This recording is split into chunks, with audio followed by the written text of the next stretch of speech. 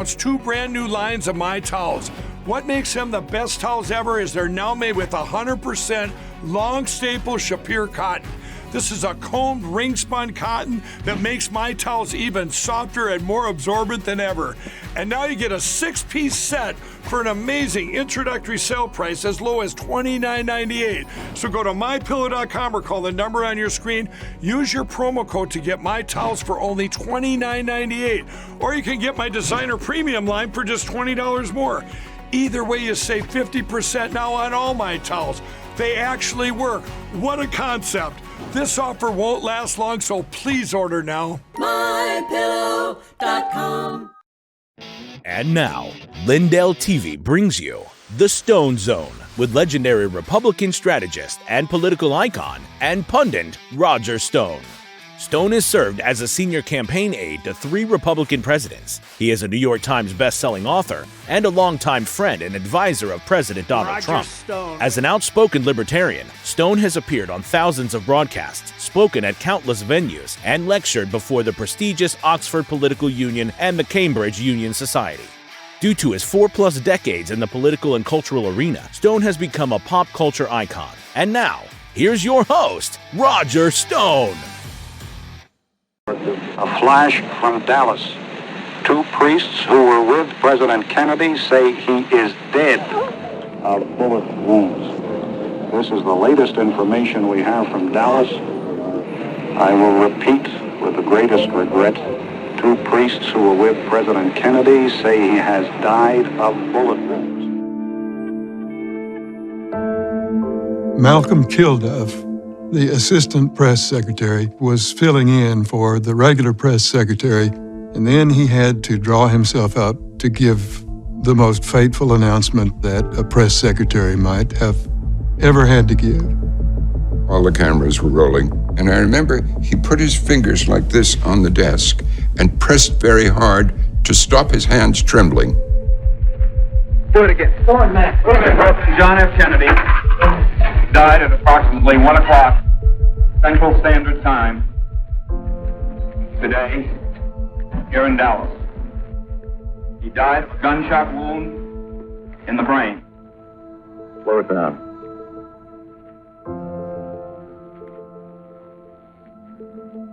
I have no other details regarding the assassination of the president. Welcome, I'm Roger Stone, and today is the 60th anniversary of the murder of President John F. Kennedy, our 35th president, in the streets of Dallas. A poll conducted by the Gallup Research Company this month actually shows that 63% of the American people do not believe that Lee Harvey Oswald, a lone communist nut, murdered President John F. Kennedy, or that he acted alone that day. In order to help me break down exactly what did happen on November 22nd, 1963, I'm joined today by Troy Smith, the editor-in-chief at rare.us. Troy, welcome to the Stone Zone. With you on this historic day. I mean, 60 years from the assassination of John F. Kennedy. It's amazing that much time has passed, and it's an honor to be here today to go through it all with you. Well, as you know, I am a longtime critic of the Warren Commission conclusion that Lee Harvey Oswald is responsible for the murder of President John F. Kennedy, and that no conspiracy took place that day. And I have written a New York Times best-selling book, The Man Who Killed Kennedy, The Case Against LBJ. Let me say at the start that those who say that Kennedy was murdered by the CIA are not incorrect. Those who say that organized crime, that the mob was involved in his murder, they are not incorrect. Still others who say that Big Texas Oil was involved in the murder of John F. Kennedy, they are not incorrect. Yet others who say that the Secret Service, and the FBI and indeed the Pentagon were complicit in the murder of Kennedy, they are not incorrect.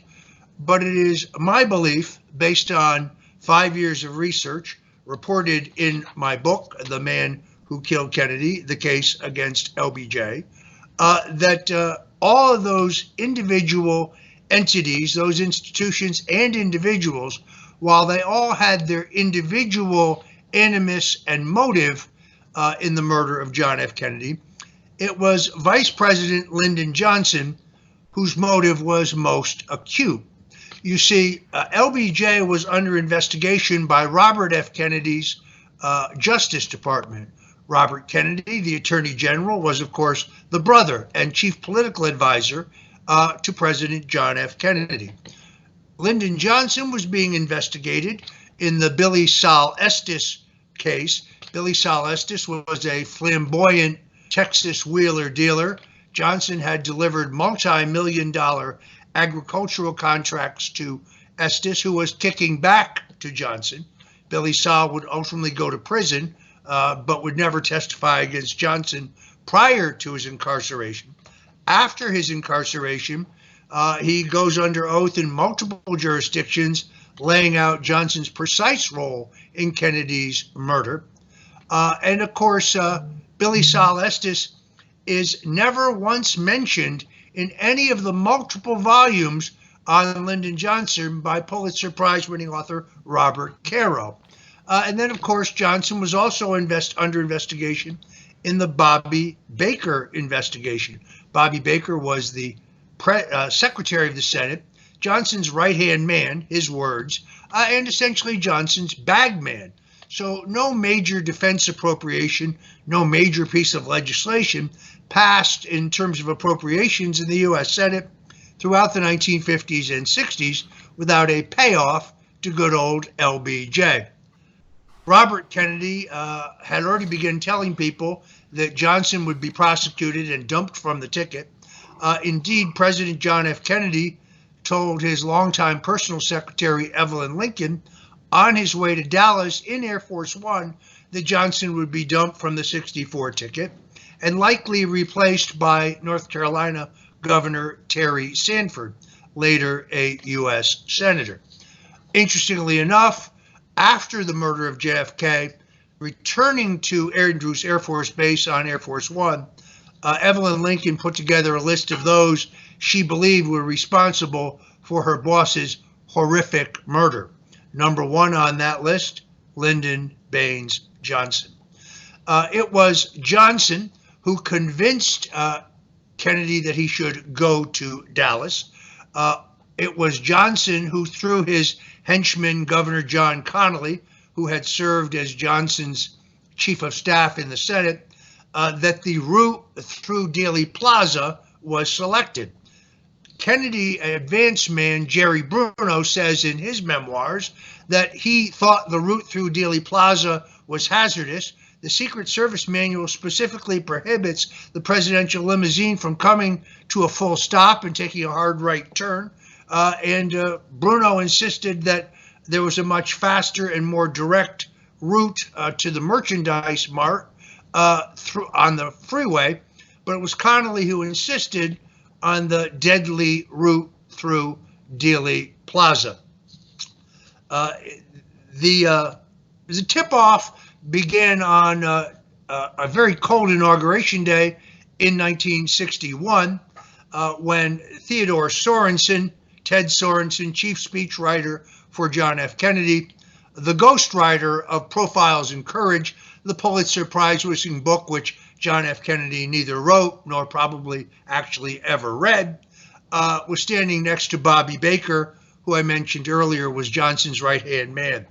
And when Sorensen said to Baker after Johnson was sworn in as vice president, "Well, Bobby, congratulations," Bobby Baker turned to him and said, "John F. Kennedy will die a violent and premature death." And he stormed out. Johnson had blackmailed his way on the 1960 ticket. When asked at the convention why he would give up the powerful job of Senate Majority Leader for the powerless job of Vice President, Johnson said, and I quote, when I look at the number of vice presidents who became president upon the death of the president, well, I like the odds. Let's just say I'm a gambling man. I think there you have it. So the idea that Johnson was the linchpin of the conspiracy to kill Kennedy, I think holds water. Let's look at others involved in this plot. The Central Intelligence Agency, according to Robert F. Kennedy Jr., is deeply involved. He cites a book by James Douglas called, JFK and the Unspeakable. Very well done book.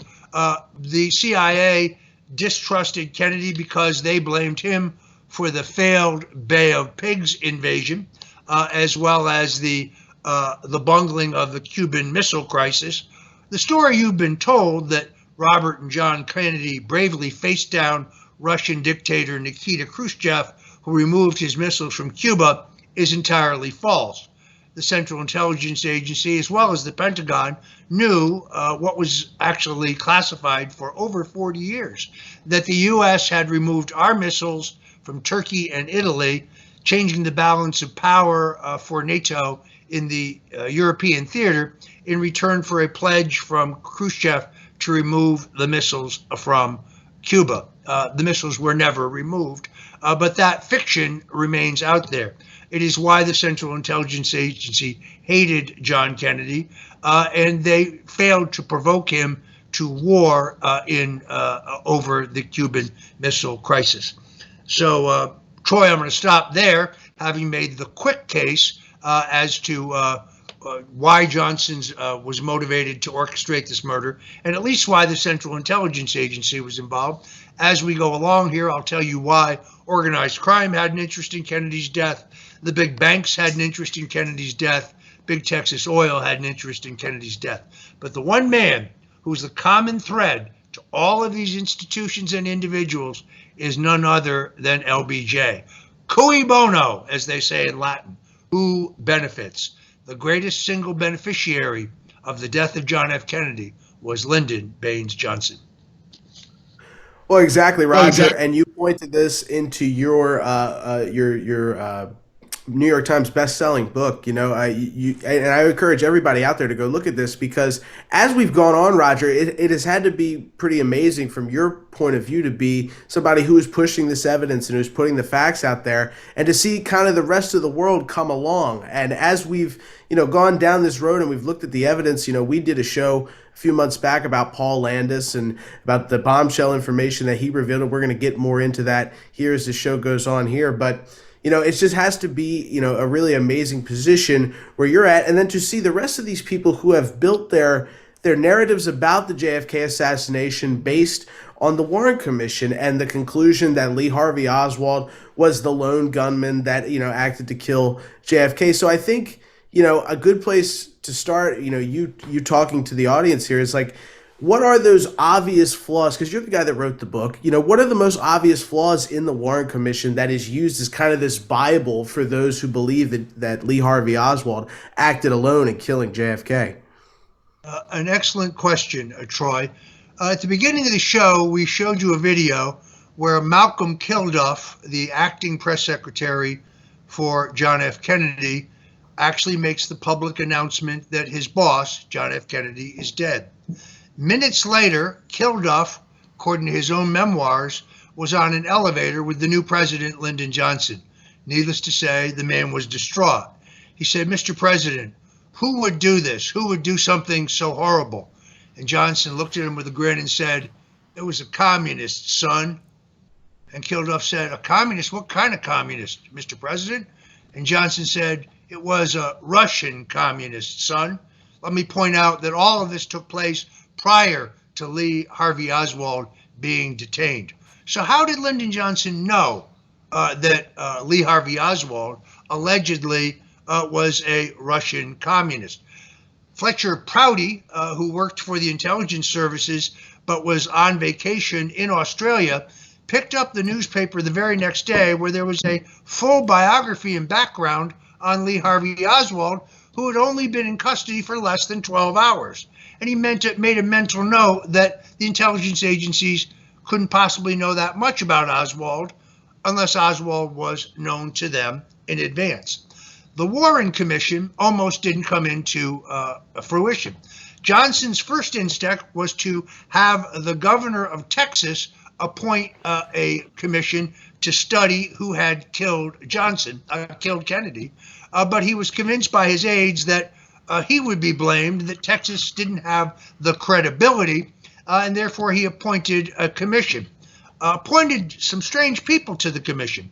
Allen Dulles had just been fired as the head of the CIA by John F. Kennedy over the bungling of the Bay of Pigs.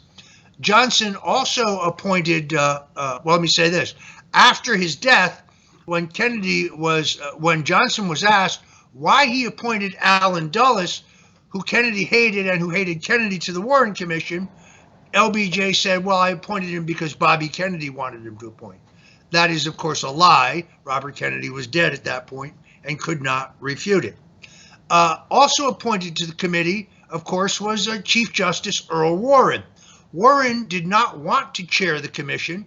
Johnson told Warren, this can be heard in an actual audio recording, that the chief had to do so because if the American people learned the truth about who killed Kennedy, well, it would cause World War III. Johnson, on numerous occasions in his recorded phone calls, implied to people that the Russians or the Cubans were involved in the murder of Kennedy. Let me say, there is not one iota of evidence that John F. Kennedy was killed by a foreign conspiracy. Indeed, Robert Kennedy, his brother, Jackie Kennedy, his widow, both believed that he was the victim of a domestic conspiracy that, as I said earlier, involved the Central Intelligence Agency, bitter about what they believed was his mishandling of the Bay of Pigs fiasco in the Russian-Cuban Missile Crisis, organized crime whose motivation was very clear. They had elected John F. Kennedy. Sam Giancana, the head of the mob in Chicago, convened a meeting of all the mob chieftains from across the country for Ambassador Joseph P. Kennedy, John Kennedy's father, a gangster and bootlegger himself, who told them, my son is going to be president. I'm leaving here with $1 million today. In return for the $1 million, Kennedy agreed that his son's new administration would drop the deportation proceedings against Carlos Marcello, who headed the mob in Texas and Louisiana, and Santo Trafficante, who headed the mob in Florida. They would be double-crossed. When Robert Kennedy became Attorney General, he actually stepped up the efforts to deport Marcello and Trafficante, which is a factor in the mob's involvement in the murder of Kennedy. And then to follow on, the big Texas oil companies were upset about John Kennedy's efforts to repeal the oil depletion allowance. That would have required men like H.L. Hunt, D.H. Byrd, and Clint Murchison, who made millions in oil, to pay millions more in federal taxes. And of course, the national and central banks were opposed to Kennedy because he was insisting on a silver-backed dollar. J. Edgar Hoover conducted his investigation of the murder of John Kennedy in 7 days flat and concluded Lee Harvey Oswald killed Kennedy, shooting 3 bullets, all from behind, acting alone, and gave it to the Warren Commission to rubber stamp. The commission was a part-time job. In fact, the commissioners only met on one occasion. That was to approve a final report, essentially written by a very young prosecutor from Pennsylvania named Arlen Specter, who would later go on to be a U.S. Senator. It was Arlen Specter who concocted the completely ridiculous cockamamie single bullet theory, which stuck to the theory that there had only been 3 bullets shot, and that one of those bullets had actually gone through Kennedy and went on to injure Governor John Connally. As you point out, Troy, and we'll get into this in a few minutes, the recent revelations by 88-year-old retired Secret Service agent Paul Landis, who came forward only weeks ago to say that he found a pristine bullet lodged in the back of Kennedy's limousine and that he went into Parkland Hospital and placed it on Kennedy's stretcher. That bullet somehow later pops up on the stretcher of John F. Kennedy, and according to the Warren Commission, was lodged in Connolly's thigh and dropped off into the stretcher. This proves that the single bullet theory is nonsense. In fact, I believe that there were multiple shooters. I believe there were multiple bullets. Troy Smith and I will be back after this commercial break to continue.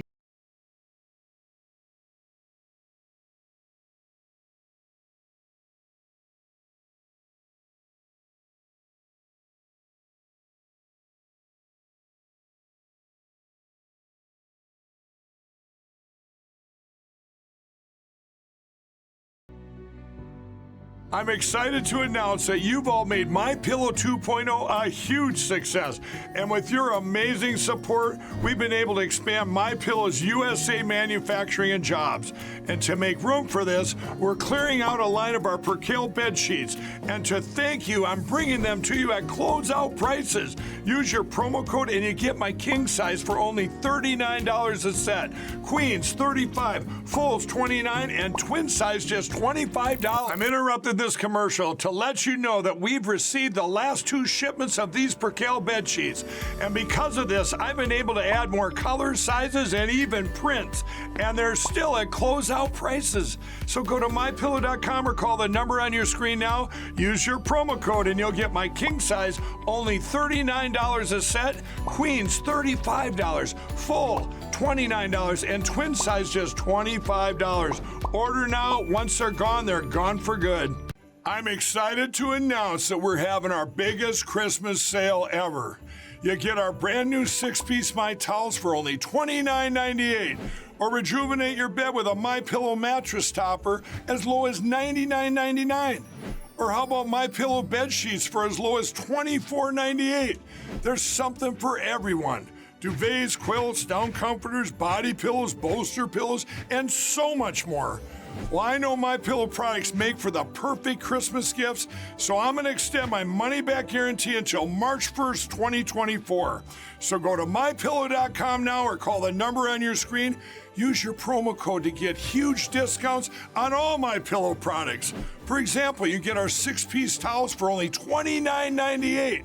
Or get your very own My Pillow bed sheets for as low as $24.98. It's our biggest Christmas sale ever. Get all your shopping done now while quantities last. My Towels solved a problem that we've all had with towels. You go into the stores and they feel lotiony and soft, but then you get them home and they wind dry you. That's why I made My Towels. They actually work, they're soft, and they absorb. And now I'm excited to announce 2 brand new lines of My Towels.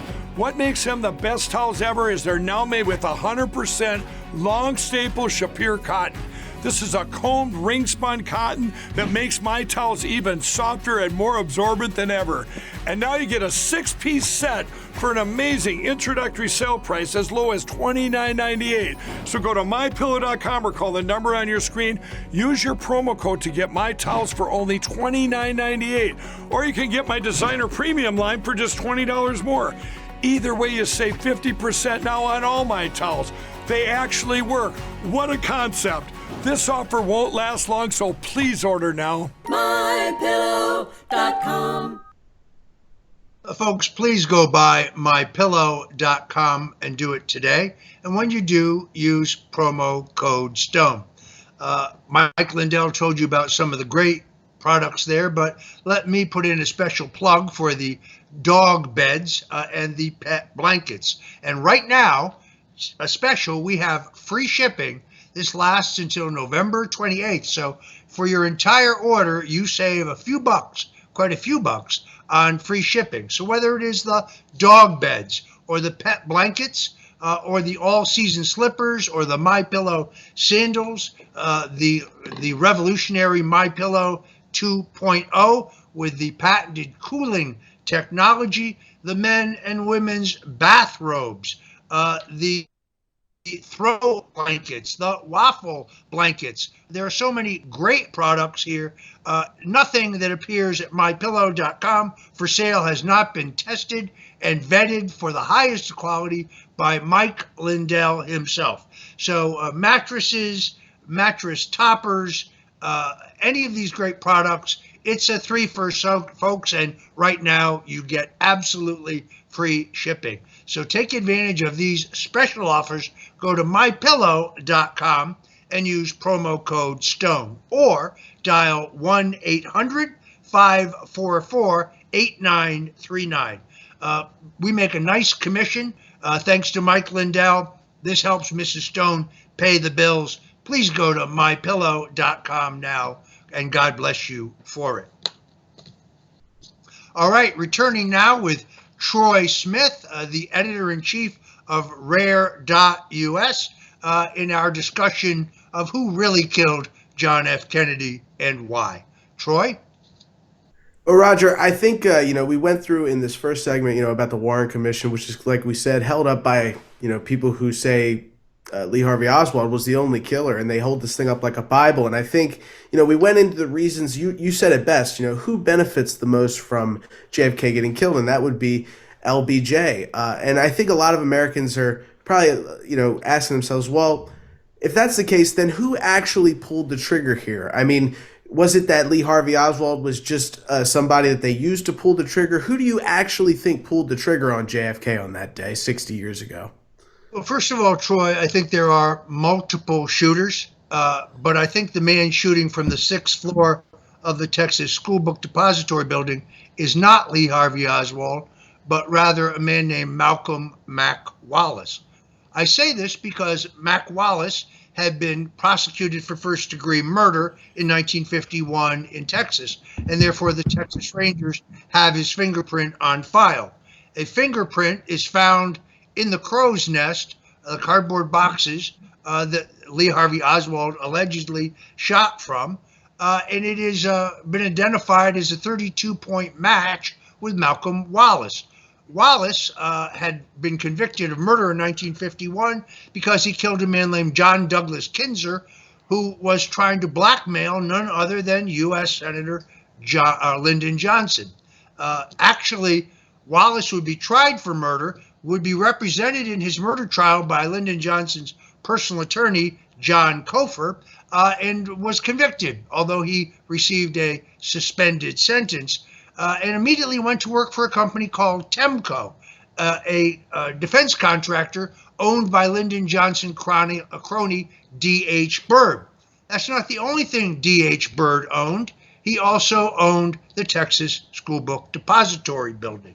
Wow. 6 people see a man who meets the physical description of Malcolm Wallace in the window on the 6th floor of the Texas School Book Depository building.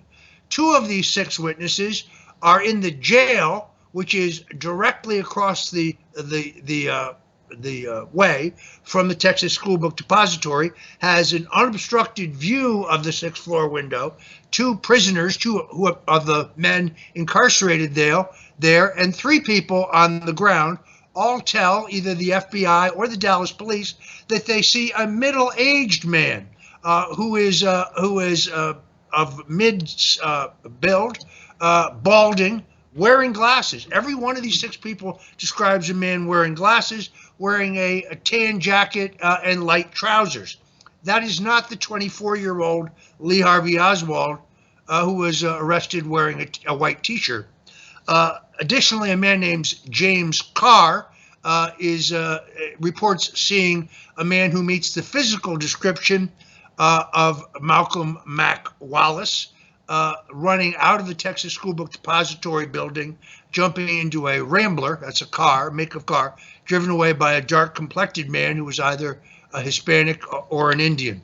So Malcolm Wallace, based on the fingerprints, based on the eyewitness testimony, and based on his history as a sharpshooter, because he was a Marine veteran but had a much higher rating as a shooter than Lee Harvey Oswald, it is more probable that he is at least one of the shooters.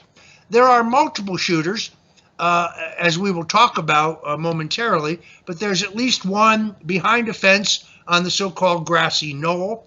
I believe that is a Corsican sharpshooter named Nicoletti, who had actually been brought into the country for the specific purpose of this assassination.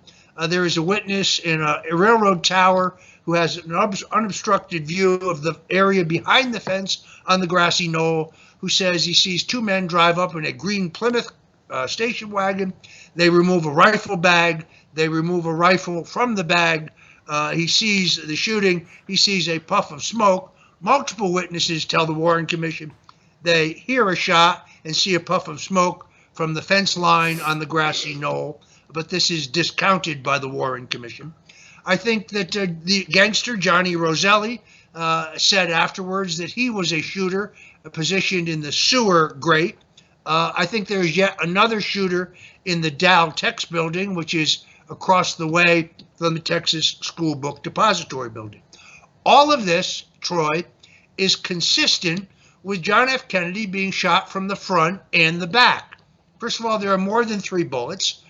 No U.S. government sharpshooter has ever been able to duplicate the 3-bullet sequence within the time required.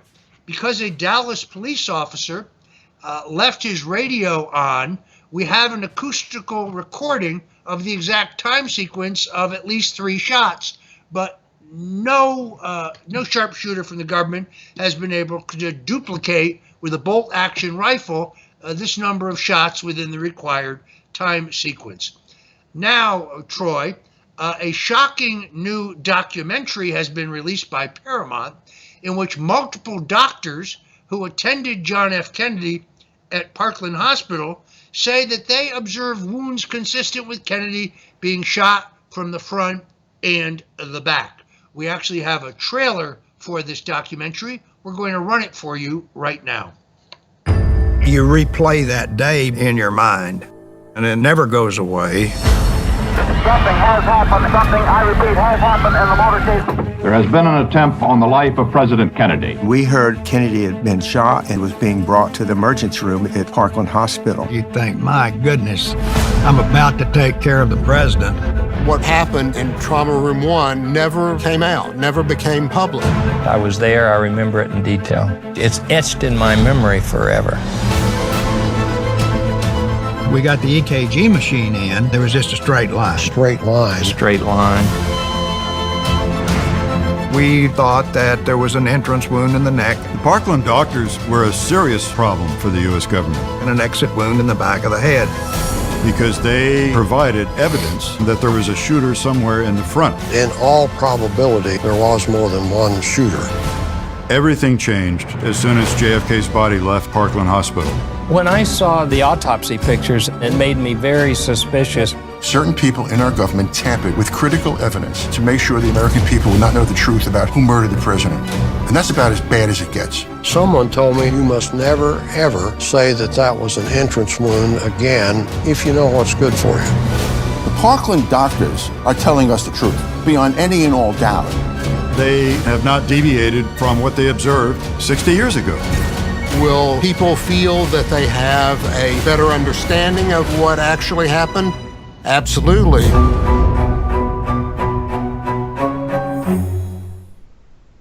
There you have it, Troy.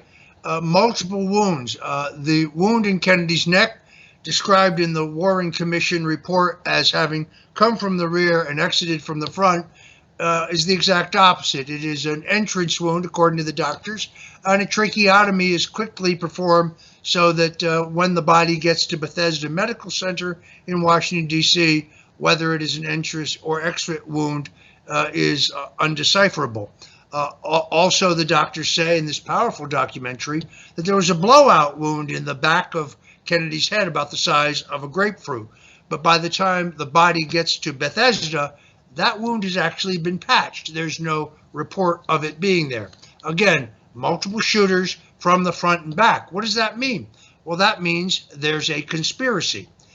In fact, the House Select Committee on Assassinations, which was really formed as a reaction to public discontent with the conclusions of the Warren Commission, conducted an investigation which was stonewalled by the CIA, who provided no testimony and no documents, concluded, largely because the staff of the committee were experts on organized crime, that organized crime had been involved in a conspiracy to kill John F. Kennedy, without ever saying who in organized crime did so.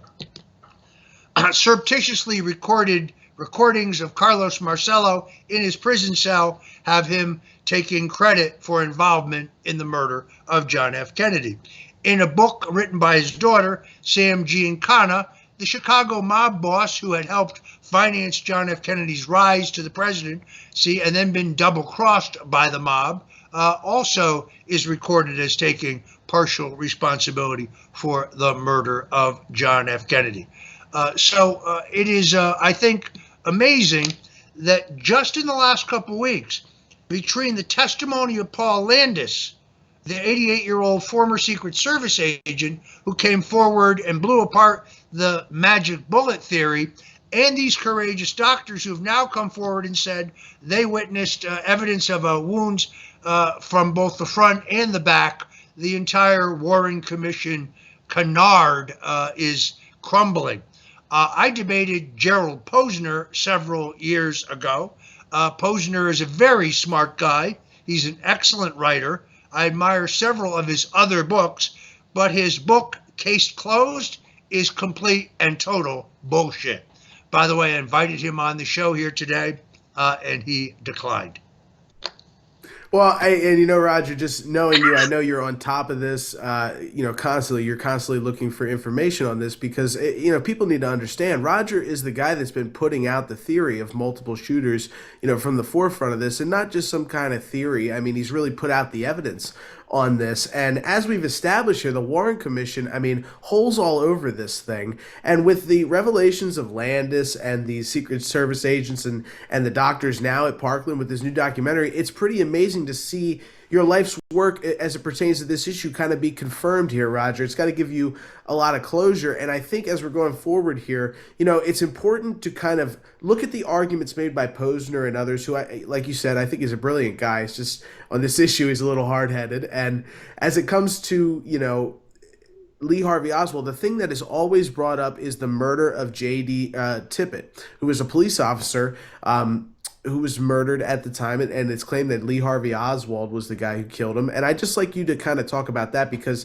when I see this issue discussed, that's the main thing that these people bring up. It's like, well, he obviously killed JFK because he killed J.D. Tippit. So could you talk about that for a little bit, Roger? Just kind of clear that up. Excellent question. So J.D. Tippit was murdered shortly after John F. Kennedy. It is alleged that he was murdered by Lee Harvey Oswald. Now, some of those in organized crime say that Tippit was supposed to kill Oswald to silence him, but Oswald got the drop on him and killed Tippit. The problem with that is that there are 4 witnesses to the murder of Officer J.D. Tippit, and of the 4 of them, 3 describe a man who does not meet the description of Tippit, seen on the right of your screen. But more importantly, Troy, and this is crucial, whoever shot J.D. Tippit did so with an automatic. We know that because the spent casings from the shells of the bullets that were used to kill Tippit were found on the ground. Lee Harvey Oswald was arrested moments later in a Texas a Texas movie theater, but he is brandishing a revolver. Of the eyewitnesses of the murder of Tippit, Arlen Specter chooses to believe an 89-year-old woman who, by her own admission, has trouble with her eyesight, when there are 3 other witnesses who describe 2 men, including one who was reloading the gun of the man who killed Tippit, and neither one of them meets the description of the 24-year-old, 154-pound Lee Harvey Oswald. So, again, those who say, well, the proof that Oswald killed Kennedy is that he also killed Tippit, this doesn't hold water either. Well, and I'm glad that you were able to kind of clear that up, because I think that there's a lot of evidence there. And as we're, kind of like dispelling those things, the next thing that they bring up is the fact that Lee Harvey Oswald was shot and killed on national TV. And I think in a lot of people's minds, Roger, that's kind of a neat point, because I think the killing of Oswald on national TV kind of makes most Americans say, oh, well, that's obviously the guy that killed Kennedy, because they say, oh, he's wrapped up. They want to keep him silenced, that kind of thing. But I'd like you to just talk about Jack Ruby for a second, because he's not a guy that we get into a lot of detail on mainstream media and stuff like that. Who is Jack Ruby, and why does he decide to kill Lee Harvey Oswald if Oswald is in fact just a patsy? Well, I think Ruby shoots Oswald because Oswald is beginning to blurt out the truth. What does Oswald say when the Dallas police bring him out in public? He says, "I'm a patsy." That means I'm being assigned the blame. I didn't shoot anybody. Here's a key point. A paraffin test shows that there are no powder burns on Lee Harvey Oswald's chest or his arms. If he had shot a leaky $29 Carcano Italian Army carbine that he bought, mail order, then there would have been nitrate all over him, but there is none. Proves that he did not shoot a gun that day. There is you see a picture of Jack Ruby, real name Jack Rubenstein, owner of a strip club, the Carousel Club, actually the front man, because the club was owned by Carlos Marcello, the gangster we referred to earlier. Interestingly enough, the Warren Commission concluded that Jack Ruby had no known associations with organized crime, which is laughable because he was a button man for Marcello, ran a casino for Marcello in Cuba, had been arrested on multiple mob-related crimes in his native Chicago. But here's how we connect him to Lyndon Johnson. Congressman Lyndon Johnson went to Congressman Richard Nixon and said, "You have leftover budget money in the House Un-American Activities Committee budget. As a courtesy to me, I would like the committee to hire Jack Rubenstein as an informant." And Nixon, as a courtesy to his client, put Jack Ruby on the payroll. I've documented all of this in the Clerk of the U.S. House records. That's why when Richard Nixon, then in political exile, sitting in his Park Avenue, New York apartment, his Fifth Avenue, New York apartment, watching on national TV, sees Jack Ruby blow Oswald away, he sits bolt upright and says to his aide, Nick Ruey, "I know that man. I know that man." Indeed, Nixon recognized immediately that the man who shot and silenced Lee Harvey Oswald had worked previously for Lyndon Baines Johnson. Pardon me. That is an insane tie, I think, for most people, Roger, and I think it's a huge deal for a lot of people, because you're somebody who's known for, talking about Richard Nixon and things like that, and that's what I want to get into next, because you have kind of linked the people who killed JFK to the people who actually eventually removed Nixon from the presidency and then attempted to take down Reagan in Iran-Contra, and then even the people who tried to remove Trump from office all these years later. So could you talk about that kind of direct line throughout and what that is, who those people are, what's going on here? You're exactly right, Troy. The same entrenched special interests, the people who I contend seized control of the U.S. government from the elected officials. These are unelected bureaucrats. Did so on November 22nd, 1963.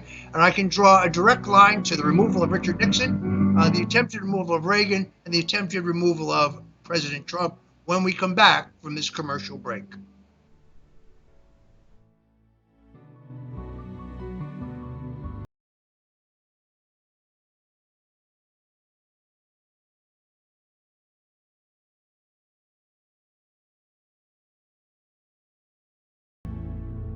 Hello, I'm Mike Lindell, and I'm excited to announce my new product, My Coffee. I get products all the time from entrepreneurs for my new platform, mystore.com. And when I tried My Coffee for the first time, I was blown away. It is the best coffee I've ever had in my life. I spent the last 4 months doing my due diligence, and this family-owned business micromanages every step from the fields to the cup to ensure the best quality coffee you're ever going to have. It starts with the beans that are grown in Honduras. Honduras's volcanic soil and humid climate make the perfect growing conditions for coffee plants. which produce the best beans ever. Then each batch is tested for its aroma, taste, and other aspects to meet the highest standards in the coffee industry. And after that, it goes into production, which is all done right here in the USA. It's like you're getting that small batch specialty coffee, but delivered right to your front door. So go to mystore.com or call the number on your screen. Use the promo code and you'll get your very own My Coffee for 25% off. You guys all know that I've traveled the country for the past year and a half. I've stayed in hundreds of hotels. I've tried every coffee out there. Well, some of the coffees have that terrible aftertaste, some that leave me jittery, or I get an upset stomach. Well, My Coffee is different. It's the richest, smoothest, best coffee I've ever had. My Coffee comes in a variety of flavors. You get them ground or whole bean. Plus, it's certified organic and non-GMO. I guarantee it'll be the best coffee you've ever had. So go to mystore.com or call the number on your screen. Use your promo code and you'll get My Coffee for 25% off. And I'm going to give you deep discounts on all my store products. That's mystore.com. It's my new platform for USA entrepreneurs. Please order now. This is Roger Stone. You know, Winston Churchill loved a good cigar. So did Jack Kennedy, Mark Twain, and other notables. Whether you're an occasional cigar smoker or a regular cigar smoker, you need to know about My Patriot cigars. These are premium handmade cigars out of Nicaragua, made with 100% long filler tobacco aged at least 3 years to give you the best possible smoke. Go to mypatriotcigars.com and use promo code STONE and you get 15% off. There's also free shipping for orders over $100.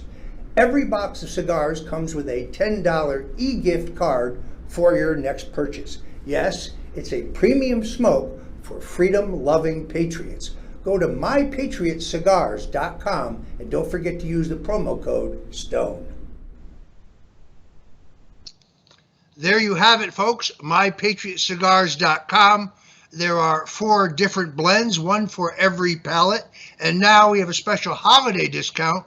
Instead of the 15% that we're showing, it's 25% off these premium long leaf Nicaraguan luxury cigars when you order today. I urge you to check these out. The price is absolutely right, and I guarantee you will be satisfied.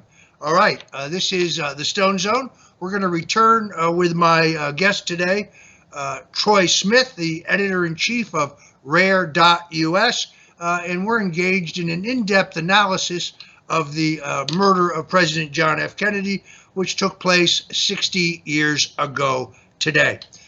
Before we went to a break, you asked me, Troy, about essentially the deep state.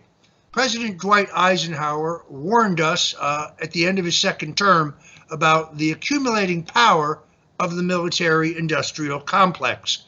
Today we call them the deep state, but it is the permanent bureaucracy entrenched in our intelligence agencies, entrenched in our military, in the Pentagon, and their allies in the think tanks and in the defense contractors.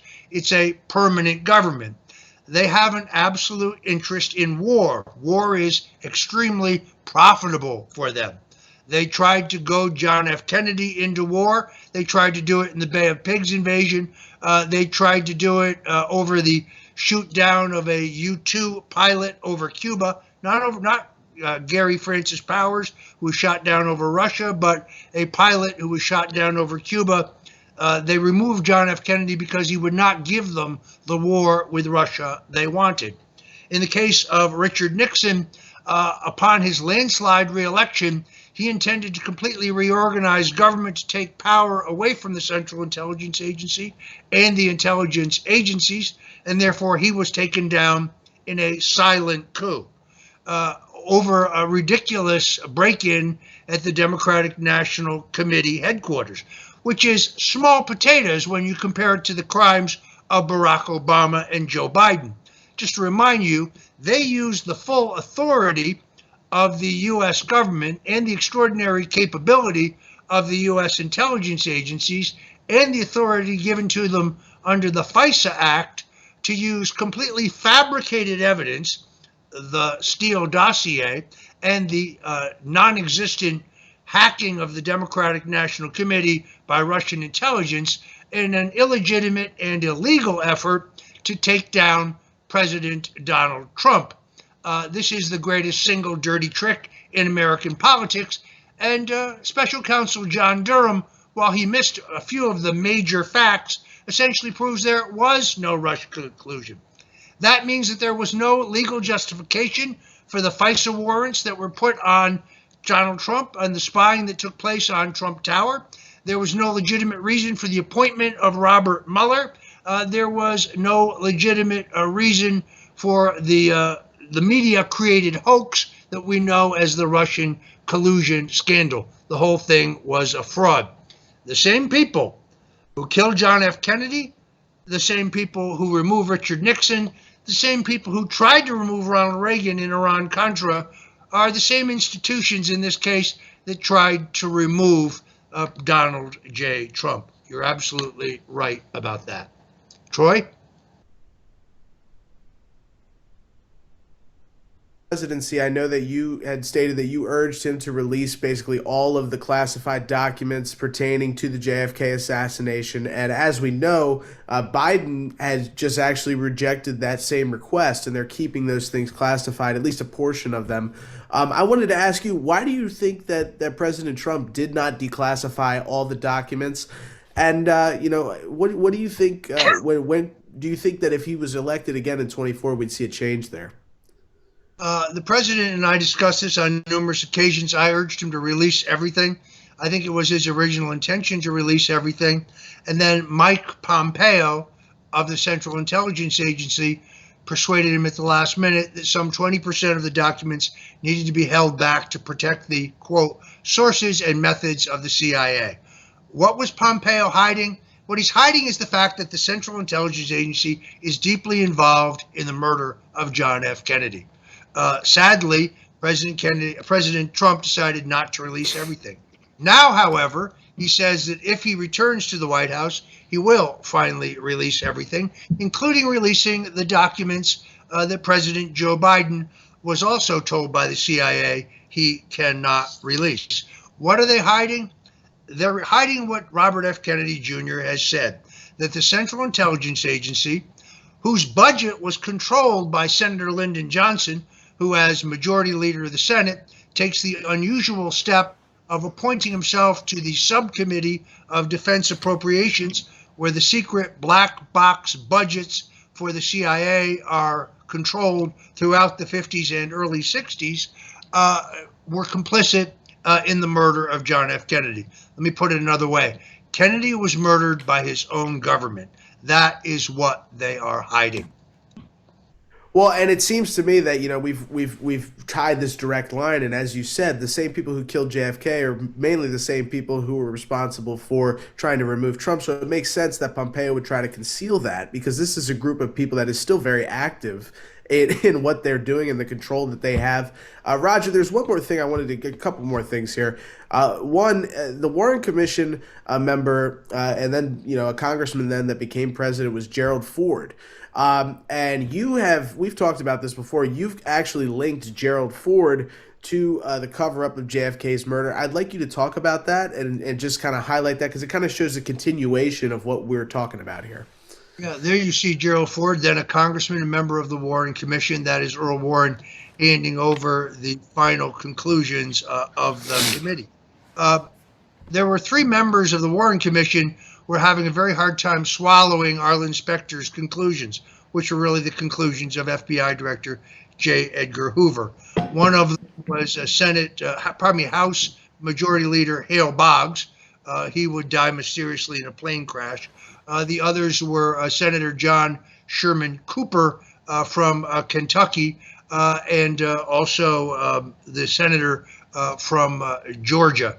And therefore, in order to get them to go along, Hoover asked Congressman Gerald Ford to take the actual diagram from the autopsy of John F. Kennedy, in which his doctor had written in by pencil where the wounds were, He erases the wound in Kennedy's upper back to move it to his neck to accommodate the so-called magic bullet theory. I wrote an extensive piece about this at Substack. You can go to rogerstone.substack.com and I lay it all out there. I think we are unfortunately, Troy, out of time. So I want to thank you for joining me for this special edition of the Stone Zone, and I'm going to give you the final word. Well, I appreciate it, Roger. I think it's important for everybody to remember, I was not alive when JFK was assassinated. And I think there's a lot of people out there that probably weren't around when that happened. And you've always looked at this as what a pivotal moment in history, especially in U.S. history. And it's just such an important moment. I think people need to realize that the further we dig into this, the further we look for the truth, the more apparent it will be that we are also at this kind of point right now, a pivotal moment. And we need to push forward. We need to continue to, look for the truth here, Roger. That's why I'm proud to be here. All right. Thank you, and God bless you. And have a wonderful Thanksgiving. We'll be back on Monday. We're going to show you some of our great programming tomorrow and Friday. God bless you. Happy Thanksgiving and Godspeed. Thanks.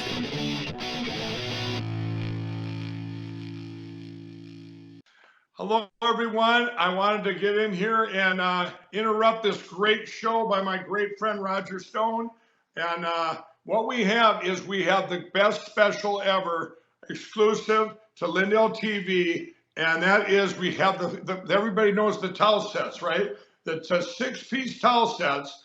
If you go down to the radio podcast, we've got our, right there they are. It's $29.98. We're closing them out. We're closing out the towels. We have our new Shapir long staple, our new design on the right there. Those are on sale too. But what the exclusive for our listeners and anyone watching Roger's show here, you get, there they are. We're closing these towels out. Once they're gone, they're gone. They're only, I believe there's 3 colors left. 6-piece towel sets. This is what I wanted to do to help out all our great hosts here, and Roger's one of the best. So use the promo code STONE and you get it for $29.98 for a 6-pack set. Otherwise, you call this number 800-858-0402. Use that promo code STONE. My operators are standing by. You're helping My Pillow. You're helping yourself with these great products. And you keep watching Roger's great show here on Lindell TV.